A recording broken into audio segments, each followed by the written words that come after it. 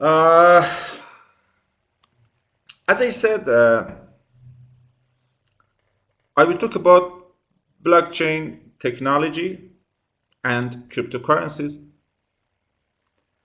Uh, Not only this course covers the theoretical materials, but also uh, uh, we will cover the programming aspect also. Uh, uh, let's please tell me how many of you have owned cryptocurrencies?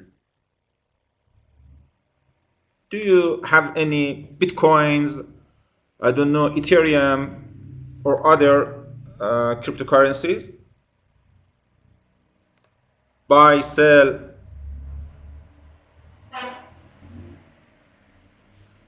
Nobody?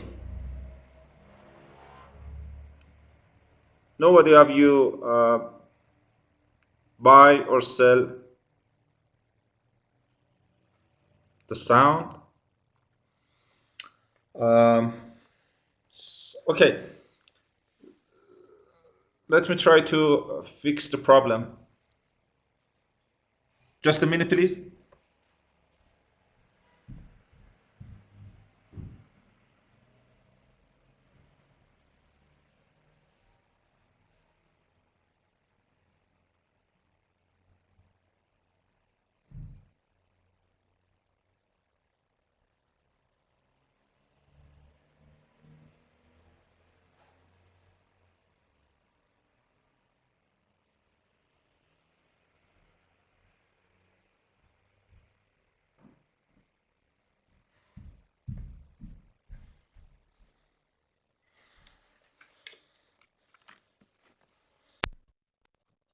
Okay, can you hear me? Is that better?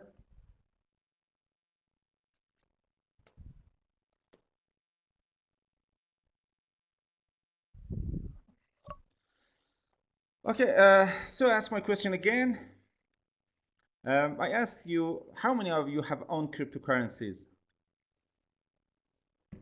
Did you ever buy Bitcoin, Ethereum, or other cryptocurrencies?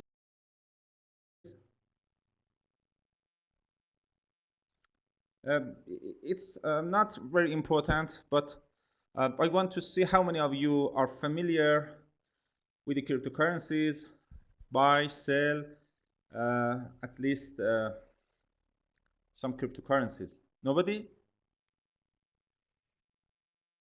Okay. How many of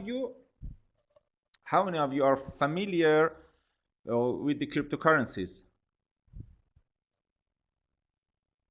Do you know what is, uh, for example, Ethereum? Do you know what is Bitcoin?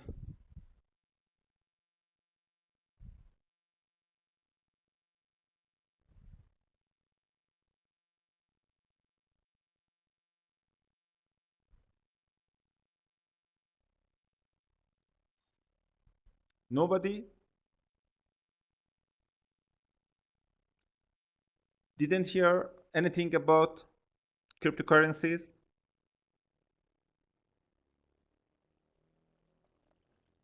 No sound.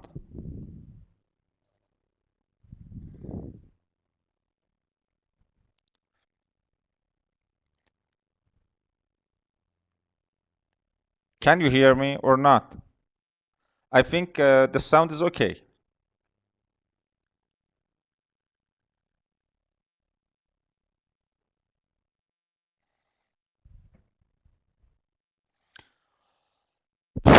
My question is not one. I should talk about the topics. I think your internet has some problems.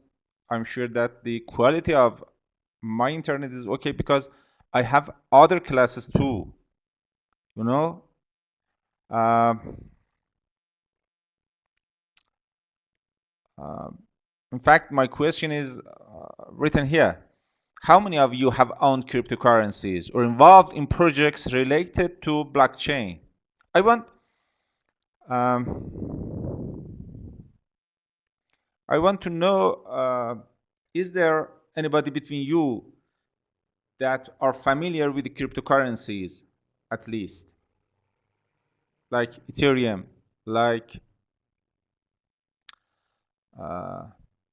Bitcoin, Monero, or many other cryptocurrencies?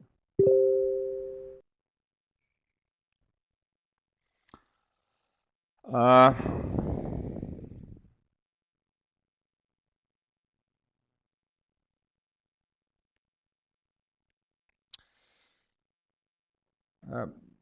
in fact, the very important question that I'm trying to answer is we should know what is blockchain technology and why might it be a catalyst for change for financial sector.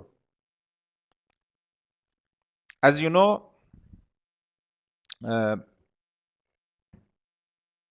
blockchain technology nowadays is getting more popular. Many countries, many people in the world are using cryptocurrencies, not only cryptocurrencies, but also many other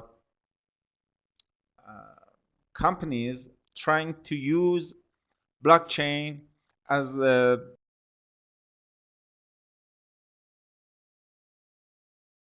an underlying technology, like insurance companies, like or like supply and chain companies.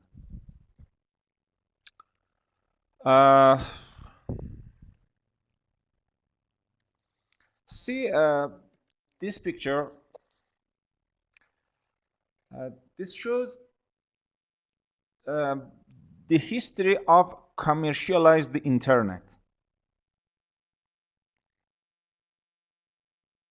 In 1974, the Ethernet was invented.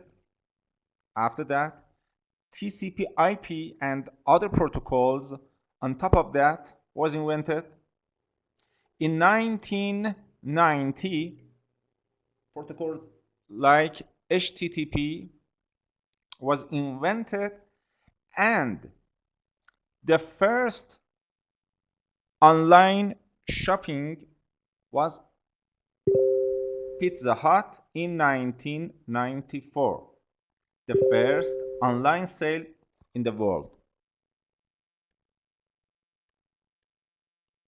So in 1994, okay?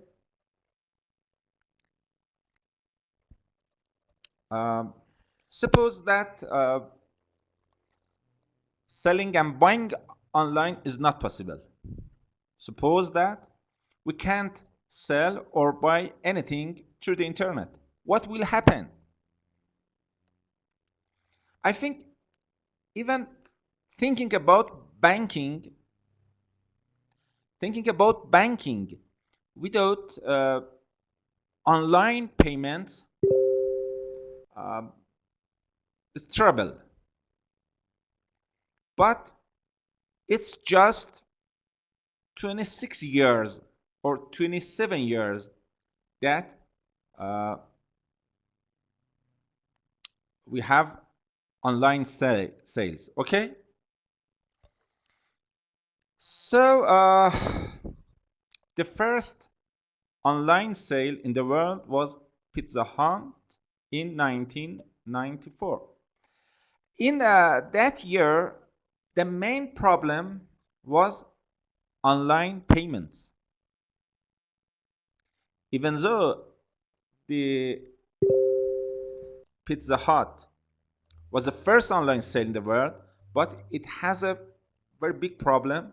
It was online payments, and later on, this problem was solved by using other protocols, say more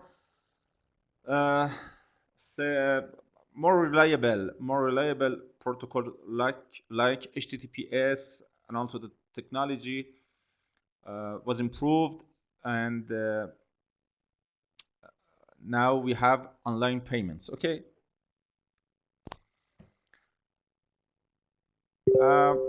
A very important thing in the online payment is cryptography.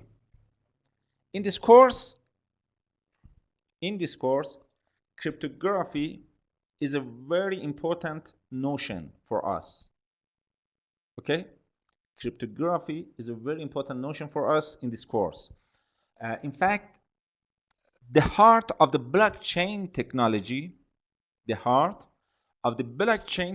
is cryptography. And what is cryptography? Cryptography is the communication in the presence of adversaries. Okay? Cryptography is the communication in the presence of adversaries. For example, in this class, I want to send a message to Mr. Mustafa Majid, for example. Okay? Suppose that I want to send a message to Mr. Mustafa Majid. Okay?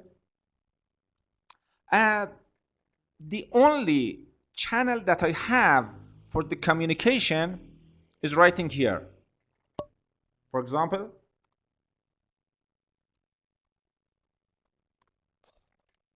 okay?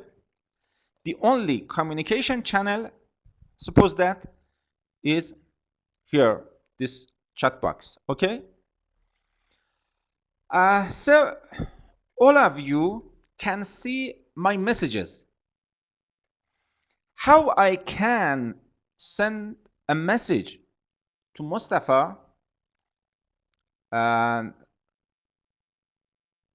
a way that even though all of you can read and can see the message, but I want just Mustafa can read my messages. You know what I'm saying? This is cryptography.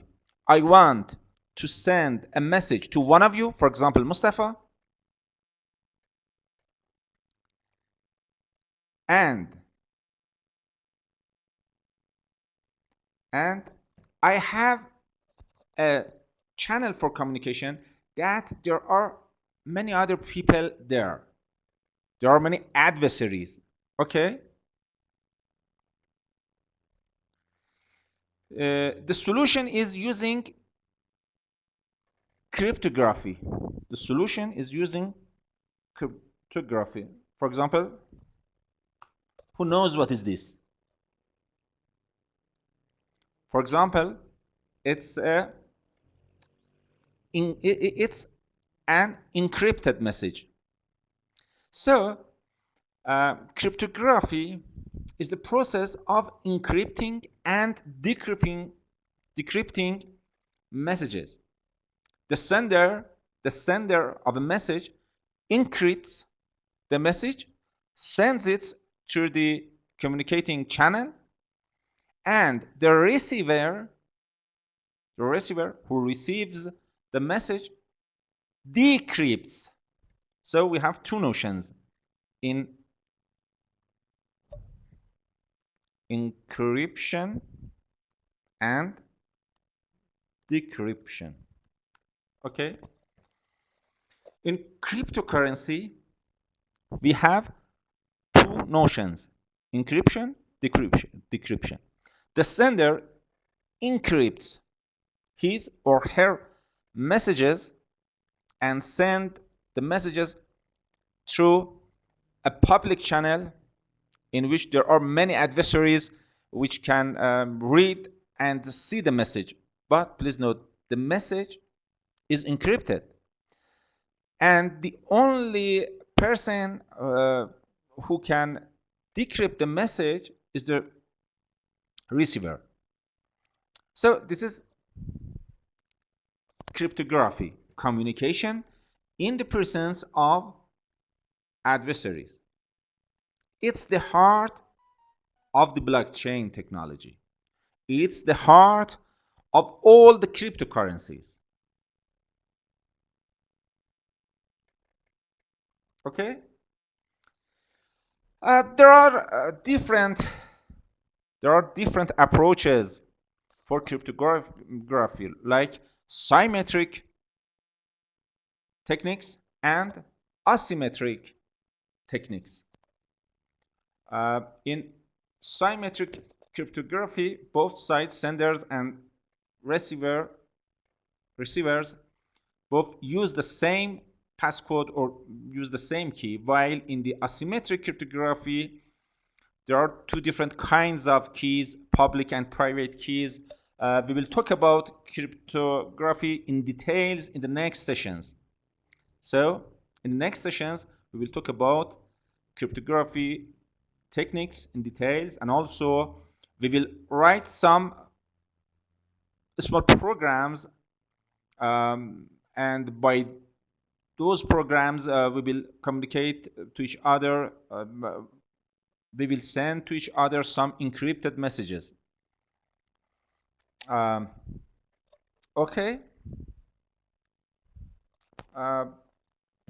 And here is the history. This figure shows the history of cryptography in ancient times, using Skytel cipher, and in the 1920s Ingema machine, and from 1976 till now there are some well-known asymmetric cryptography like RSA techniques, like elliptical curve techniques, and as I said, we will talk about the cryptography techniques in details in next sessions.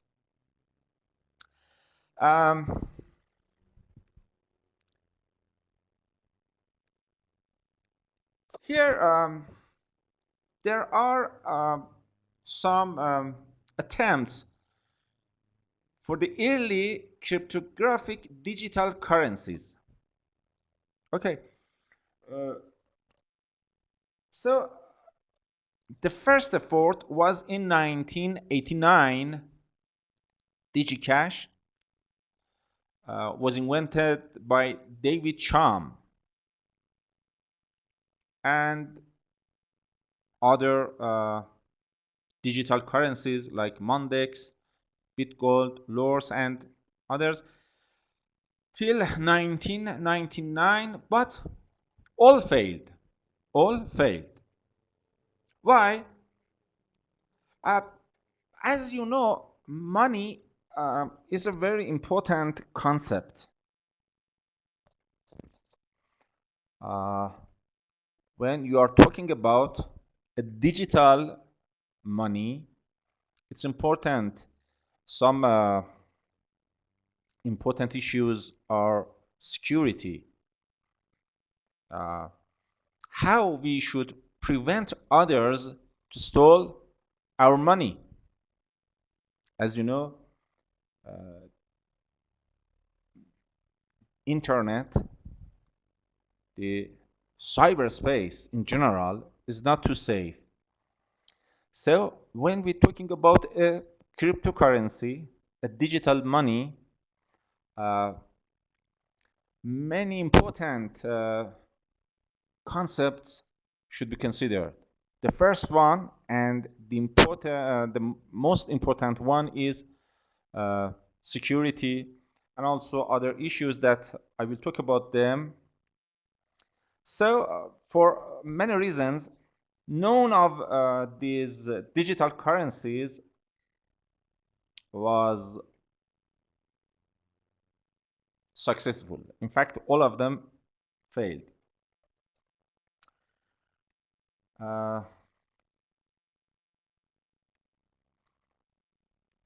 See this figure? In fact, when protocols like SSL and TSL in 1996 was invented, the online payments was started. In fact, I think the reason that internet works today is such protocols, SSL, TLS. For example, when you use HTTPS, for example, when you use Gmail, as you know, is using HTTPS, okay? And is based on SSL. As you know, every message using SSL or TLS protocols is encrypted in the source node and is decrypted in the destination node. So it's very important, and in the internet also we have the cryptographic protocols. And now the riddle. What's the riddle? The main question is how to transfer money peer-to-peer without any trusted central intermediary. You know, in 2008,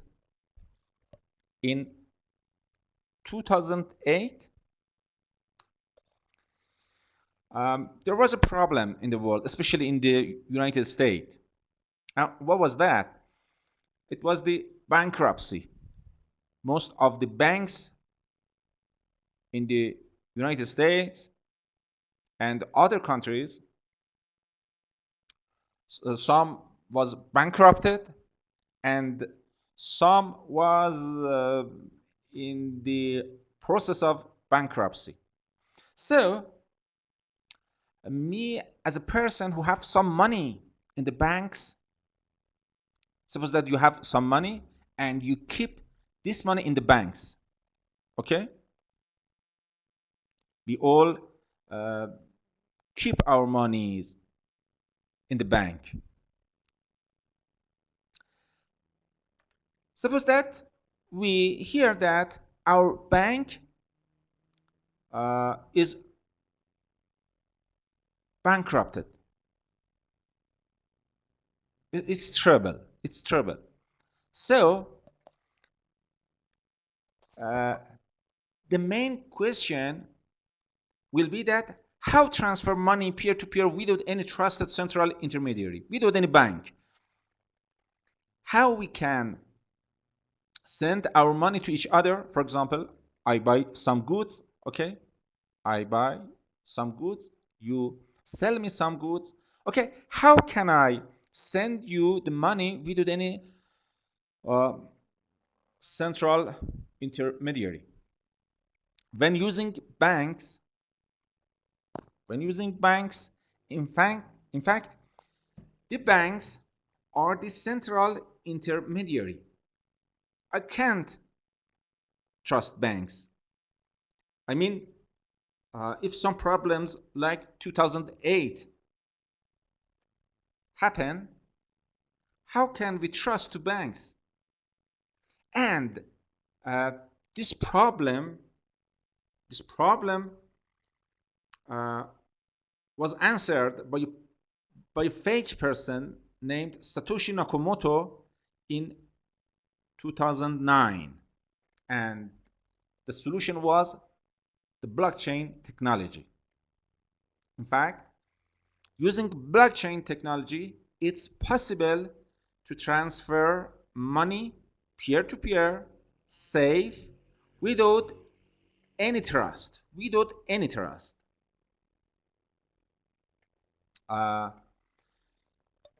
So in 2009, a person named Satoshi Nakamoto was appeared and invented a solution based on the blockchain for the persons who was worried about the banks and bankruptcy. Satoshi Nakamoto in 2009 wrote a paper, a white paper, This is his paper, just the abstract. The title is Bitcoin, a peer-to-peer electronic cash system. Please note, Bitcoin is not the first electronic cash system. As I said in the previous slides, there are different approaches before Bitcoin, like here, DigiCash, Mondex, and others, but they all failed. There were some problems with them about the security, about the double spending, and some other problems. And Satoshi Nakamoto was solved those problems. In fact, if you read the paper, you can see Satoshi Nakamoto is using other solutions from other digital currencies, but in a way that he covers their shortcomings. Okay, so we can say that the Bitcoin is the first successful electronic cash. Let's read the abstract with each other. There are very, very important terms in this abstract, and I will try highlight them. Please let me. Okay. A purely peer-to-peer. So the first important notion is peer-to-peer version of electronic cash would allow online payments to send directly from one party to another without going through financial institution. So he says he's invented a technology to peer-to-peer payments, online payments, without using a financial institution like banks. Okay? Digital signatures. Another important term is digital signatures. Digital signatures provide part of the solution. Digital signatures is a very important part of the solution. Who knows what is a digital signature? Who knows? Who knows what is a digital signature?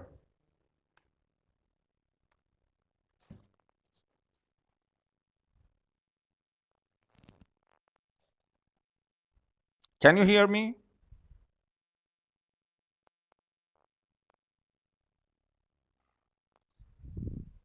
Write a yes if you hear me. Okay, now again my question. Who knows what is a digital signature?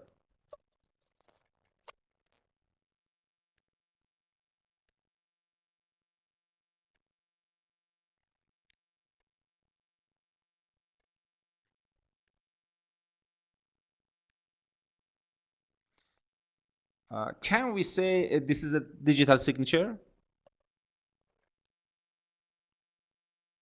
Many of us sign many papers every day. Somebody use something like this, somebody use this. This is a digital signature?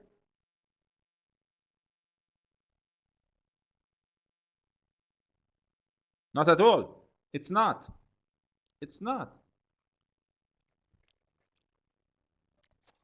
As Mustafa said, a very important issue in the digital signature is the security. A signature like these shapes that I paint, it's not secure. Suppose that this is my signature, okay? After the first one that you see my signature, simply you can copy my signature. Digital signature, in the next lectures, I will talk in detail about digital signature. We will write a program to create digital signatures. But for now, just keep in mind that digital signature is a kind of signature that is very, very secure.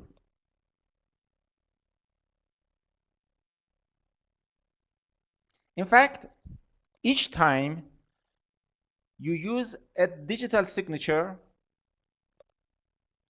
your signature will change. Every digital signature can be used once, and every digital signature can be verified with some algorithms. So digital signature is a kind of signature that's very secure. That's digital signature for a person is different each time. For example, when I sign a transaction by my digital signature, each time it will be changed, okay? And there are some details that later I will talk about that. So digital signature is, yeah, there is authentication, yeah. So let's back to the PowerPoint.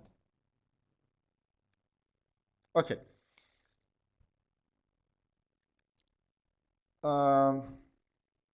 Digital signatures provide part of the solution. So Satoshi Nakamoto is using digital signatures in his solution, but the main benefits are lost if a trusted third party is still required to prevent double spending. Double spending, another important term. What's double spending? Here, Satoshi trying to say that I want to remove the third parties. I want to remove the banks and the bankers, okay? But how to prevent double spending? What is double spending? If I can some money 2 or more times, it's called double spending. Suppose that I have $10, okay? Suppose that I have $10. If I buy something with these $10 for the first time, and for the second time I buy something else again with that $10, it's called double spending. It's clear that with the physical money, double spending is not possible, because when you buy the first time something, when you deliver that thing, you pay the money. So double spending is not possible with the physical money, but with a digital one, it's important. It's important. Nobody can. Everybody should be prevented from double spending. Okay. So another important issue is double spending in his solution. We propose a solution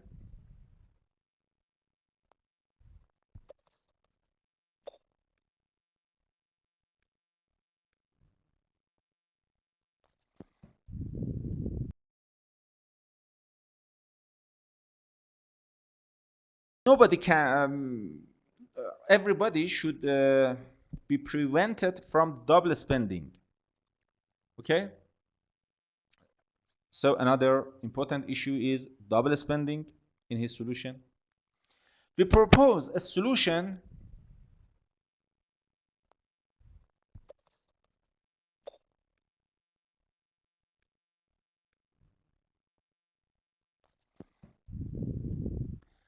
Yasmin, can you hear me?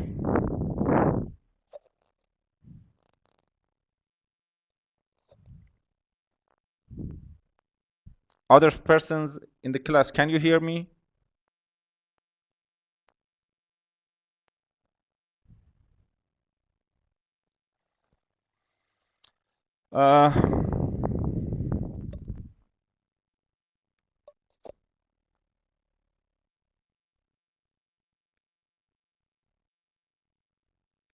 Can you hear me?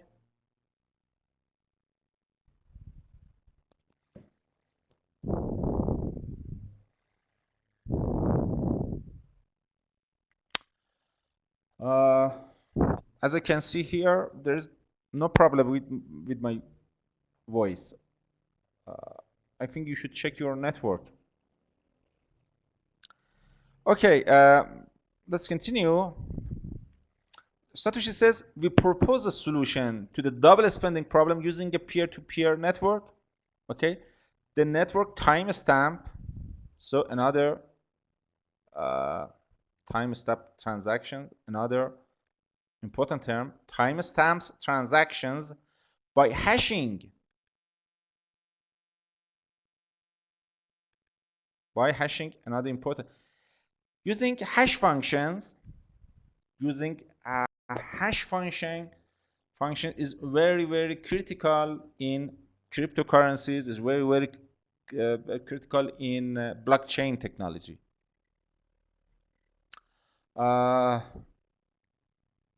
I will send some files about hash functions. In the data structures, there is a topic about hash functions.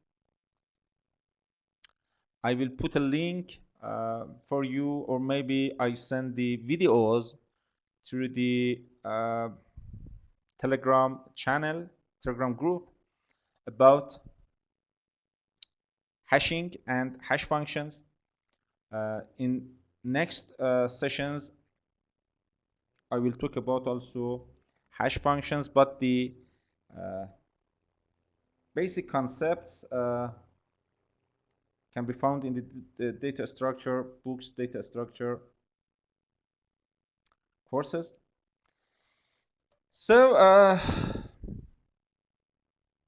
the network timestamps transactions by hashing them into an ongoing chain of hash-based proof of work. So another important thing is proof of work or mining. Okay, proof of work, forming a record that can't be changed without redoing the proof of work. So he says that everything is recorded in the blockchain and is permanent. Nobody can change the records. The longest chain, another important term, longest chain.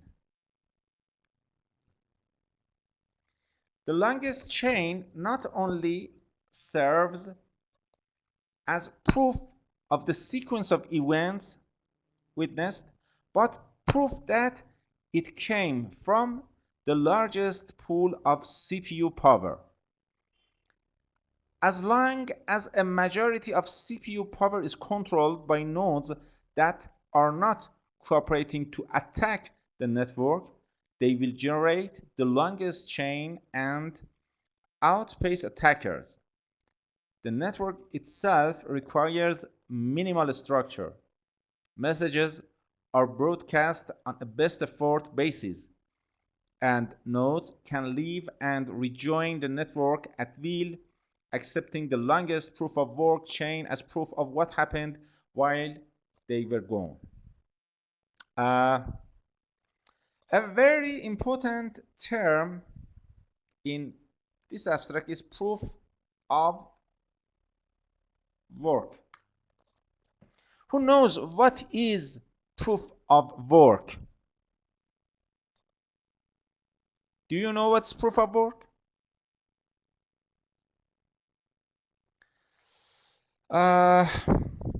In blockchain technology,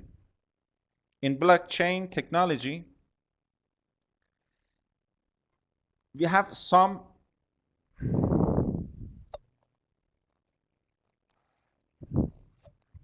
in blockchain technology, we have some blocks. In fact, we have some transactions. These transactions are kept into the blocks.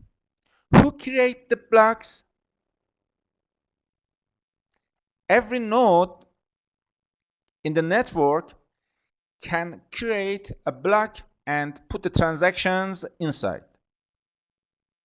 But he should prove that he has enough permission. And proof of work or mining, you can say proof of work is mining.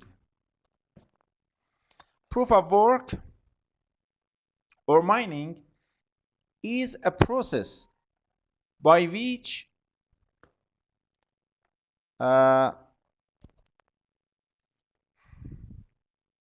nodes can prove that they have enough permission to create a block. The idea is taken from the proof of work idea was taken for the first time from the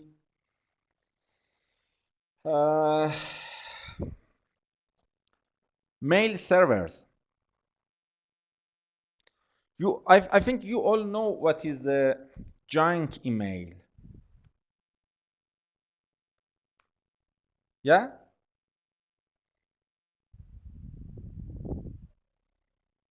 Or spam. Yes? Do you know what's a spam email?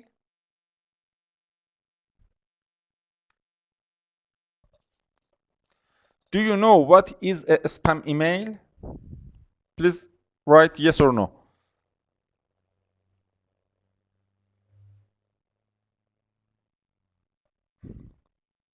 Can you hear me?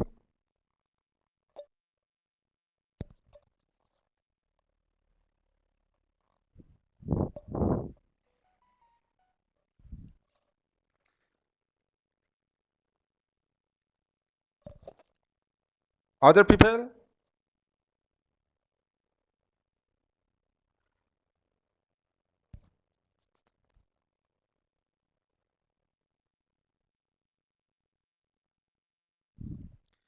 Do you know what is a spam email?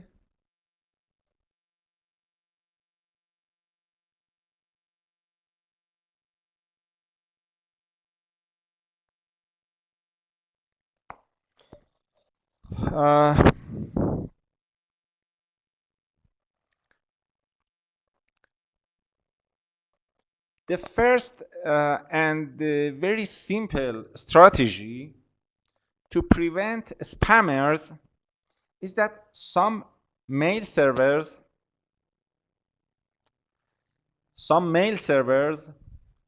ask you to do a simple computation. When you want to send an email, some mail servers ask you to do some very simple and short computations. For example, for just 1 second. Okay? So if I want to send an email to you, 1 second is nothing. It's okay. But if I want to send spams, for example, 100 of emails, so the computation grows. Okay? And this simple strategy prevents spammers to send spams. Taking this idea in the Bitcoin, the nodes who wants to create the blocks should calculate something, should prove that they have enough right for adding a block to the longest chain.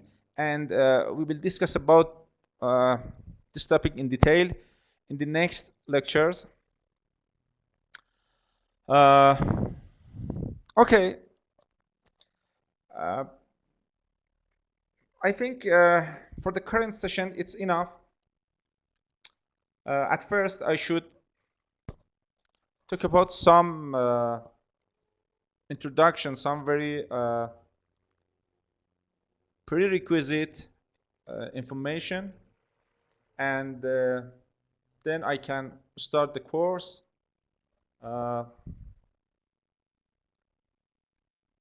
I will cover the following topics in this course. At first, we will talk about some historical introduction. Then I will talk about cryptographic techniques, at least I think 2 weeks. After that, I will talk about Merkle trees and transactions, then blockchains and verification, then techniques of proof of stake and proof of work. The next topic is block propagation and difficulty adjustment. Then we have a very short look at transactions in Bitcoin and Ethereum. Then lightning and off-chain transaction, types of attacks, and finally forks and sizes and frequencies of blockchains. And these are the topics that will be covered in this course. I have 2 main references. These 2 books, Mastering Bitcoin, Programming the Open Blockchain, 2nd edition, and Inside Blockchain, Bitcoin and Cryptocurrencies. The materials of this course are taken from these 2 books.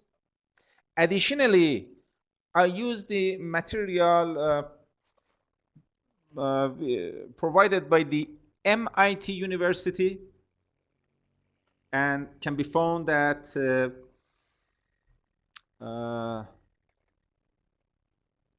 YouTube, and also the materials of the University of London. So our next session will be next Sunday, the late evening, both sessions together. And from the next week, Mondays, the session of Mondays will be offline, but Sundays will be online, and you can hear the offline session. Then at the beginning of the next session, you can ask any question, any inquiry you have about the offline materials. And now, if you have any question about the course, can ask. Till now, I didn't tell anything about the details, just very, very general, that I want to talk about the blockchain technology and the cryptocurrencies in this course. So we will talk very, very in detail about cryptography techniques, especially RSA algorithm and elliptical curve algorithm. Also, I will talk about hashing techniques, especially SHA-1 and SHA-256 algorithms. They are very, very important for blockchain technology and for cryptocurrencies.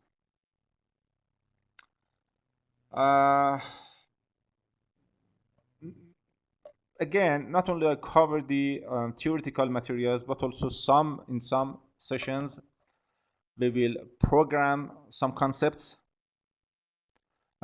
using Python programming language. So it's important that you all have the Python on your computers, I suggest use Jupyter for programming Python. In this course, you have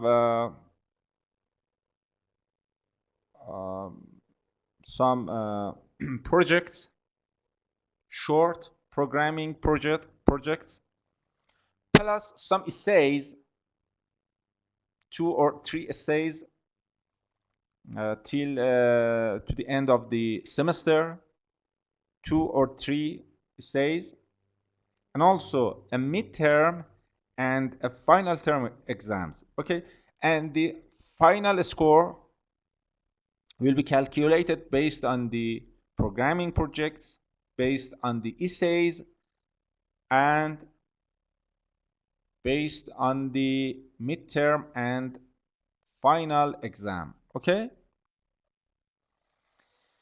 any question, please?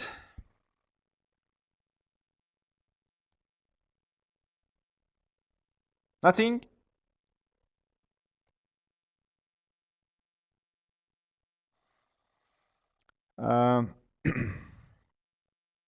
Okay,